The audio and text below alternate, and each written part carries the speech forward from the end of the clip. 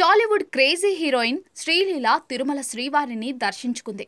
మంగళవారం అంటే జూన్ 25న తన కుటుంబ సభ్యులతో కలిసి స్వామివారికి మొక్కులు చెల్లించుకుంది. అదే సమయంలో Tollywood music sensation SS Thaman కూడా శ్రీవారి సేవలో పాల్గొన్నారు.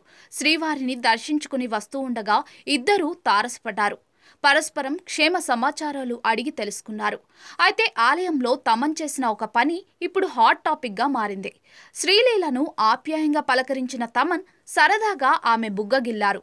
ఆ తర్వాత షేక్ హ్యాండ్ ఇచ్చి ఇద్దరూ ఎవరి దారిన వారు వెళ్లిపోయారు. దీనికి సంబంధించిన వీడియో సోషల్ మీడియాలో వైరల్ గా మారింది.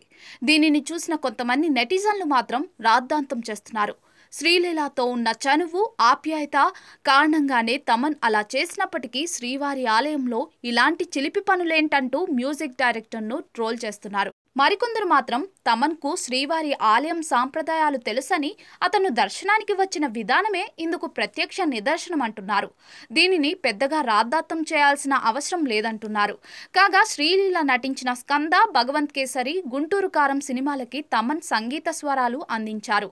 ఇక గుంటూరు కారం తర్వాత కొద్దిగా గ్యాప్ ఇచ్చిన శ్రీలీల మళ్లీ బిజీగా మారుతోంది. ఇప్పటికే ఆమె చేతిలో పవన్ కళ్యాణ్, ఉస్తాద్ భగత్ సింగ్ ఉంది. అలాగే మరోసారి నితిన్ సరసన నటించనుంది శ్రీలీల. రాబిన్ హుడ్ పేరుతో తెరకెక్కుతున్న ఈ సినిమా ప్రారంభం ఇటీవలే జరిగింది. మాస్ మహారాజా రవితేజతో కూడా మరోసారి జతకట్టేందుకు సిద్ధమైంది. గతంలో వీరిద్దరి కాంబినేషన్లో ధమాకా వంటి బ్లాక్ బస్టర్ వచ్చిన సంగతి తెలిసిందే.